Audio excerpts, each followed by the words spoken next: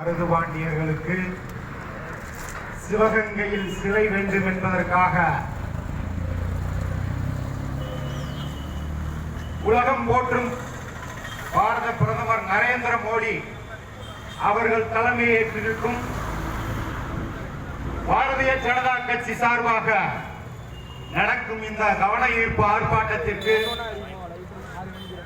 தலைமையேற்றிருக்கும் அன்பு சகோதரர் வேல்முருகன் அவர்களே, இங்கே எழுச்சி உரையாற்ற இருக்கும் பேராசிரியர் சீனிவாசன் அவர்களே,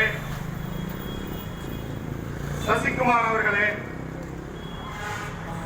சாய் சுரேஷ் அவர்களே, இதர பாரதிய ஜனதா கட்சியினுடைய மாநில மாவட்ட மதுரை புறநகர் மாவட்ட ஒன்றிய நிர்வாகிகளே, இதர சமுதாய தலைவர்களே, உங்கள் அனைவருக்கும் தமிழ்நாடு வீரத்தமிழர் முன்னேற்ற கழகத்தின் சார்பாக இங்கே நன்றியை தெரிவித்துக் கொள்கிறேன். இந்திய சுதந்திரத்திற்காக எத்தனையோ தலைவர்கள் அவர்கள் இன்னுயிரை நீர்த்தார்கள். பல தியாகங்களை மேற்கொண்டு நாம் சுதந்திரத்தை பெற்றோம். பாரதிய ஜனதா கட்சி எப்படி இந்துத்துவாவை தூக்கி தாங்கி பிடிக்கிறதோ, தென் தமிழகத்தின் முதல் இந்து தீவிரவாதி மாமன்னர் மருதுபாண்டியர்கள் தான். ஆங்கில ஏகாதிபத்திய கர்னல் ஒரு அறிவிப்பை வெளியிடுகிறார். காளையார் கோயிலை, அந்த பெரிய கோபுரத்தை இடிக்க போகிறோம் என்று ஒரு அறிவிப்பை வெளியிடுகிறார்.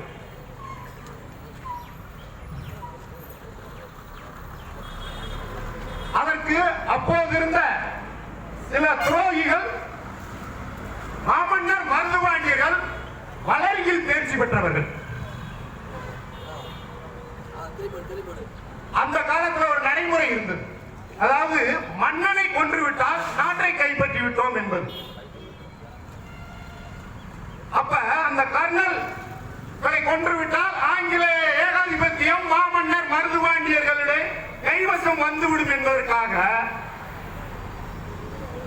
அந்த கோபுரத்தை இடித்தால் மாமன்னர் மருதுபாண்டியர்கள் சரணடைந்து விடுவார்கள் என்று ஆங்கிலேய கர்னலிடம் தகவல் சொல்கிறார்கள். அப்ப அந்த அறிவிப்பு வெளிவரும். தான் கட்டிய அந்த ராஜகோபுரம் காளையார் கோவில் ராஜகோபுரத்தை இடிக்கவா? அந்த தகவல் கேட்டவுடனே ஆங்கிலேய ஏகாதிபத்திய அந்த கர்னல் முன்னால மாமன்னர் மருதுபாண்டியர் இருவரும் சரணடைகிறாங்க. அதாவது அவங்க தான் இந்தி தீவிரவாதி. எனக்கு தெரிஞ்சு நம்ம சினிமால பார்த்திருப்போம், எத்தனையோ பேரு அந்த வட இந்தியால ராணி பத்மினி வந்து ஒரு 1000 பெண்களோட வந்து தீ குளிச்சாங்க அப்படின்னு படம் பார்த்திருப்போம். அது மாதிரி தென்னிந்தியாவில் ஒரு எழுச்சி பெற்ற வீரர்கள் மாமன்னர் மருதுபாண்டியர்கள்.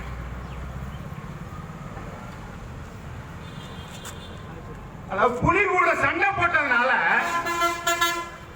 5000 பேரை திப்பு சுல்தான் அனுப்பிச்சிருந்தார் மருதுபாண்டியர்களுக்கு உறுதுணையாக இருக்கிறது. தென்னிந்தியாவிலே மீட்கப்பட்ட சிவகங்கையை, அதாவது அடிமைப்பட்ட சிவகங்கை மீட்க தலைவர்கள் மாமன்னர் மருதுபாண்டியர்கள். எதிர்க்க வந்து பெரியாருக்கு செலவு வச்சிருக்காங்க. ஒரு வைக்கத்துல ஏதோ பண்ணாருன்னு சொன்னாங்க, நமக்கெல்லாம் தெரியாது, நம்ம அப்ப பிறந்திருக்க மாட்டோம். ஆனா அந்த ஜாதியை இன்னும் ஒழிச்சாதா எங்களுக்கு தெரியல. இவர் என்ன சாதிச்சாரு, என்ன பண்ணாரு. இவருக்கு எல்லா இடத்துலயும் சிலை, கருப்பு கலர்ல சிலை. ஒரு பெரிய தீர்வை ஏற்படுத்தினாருன்னு சொன்னாங்க. இவர் எனக்கு தெரிஞ்ச ஒரு பெரிய சமூக மாற்றத்தை ஏற்படுத்தல தந்தை பெரியார் அவர். இவருக்கு வேற தந்தை வேற. யாருக்கு தந்தை? பாரத பிரதமர் நரேந்திர மோடி அவர்களுடைய தலைமையில் இந்தியாவை ஆட்சி செய்யும்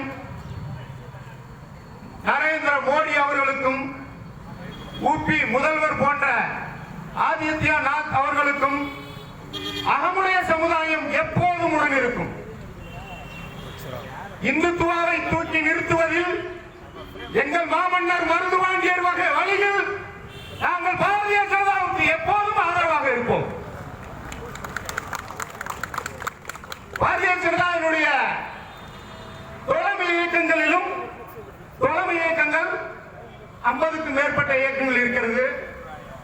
அது போன்ற இயக்கம் தமிழ்நாடு வீரத்தமிழர் முன்னேற்ற கழகம் ஒன்று என்று இந்த இடத்தில் பதிவு செய்து கொள்கிறேன்.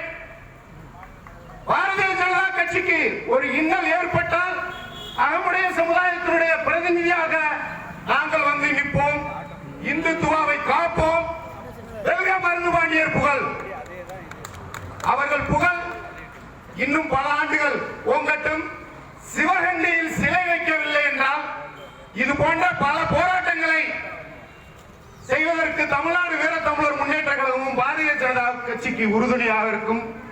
இந்த ஒரு நல்ல ஒரு ஆர்ப்பாட்டத்தை ஏற்பாடு செய்த பாரதிய ஜனதா கட்சி நிர்வாகிகள் அனைவருக்கும் தமிழ்நாடு வீரத்தமிழர் முன்னேற்ற கழகத்தின் சார்பாக நன்றியை தெரிவித்துக் கொள்கிறேன். நன்றி, வணக்கம்.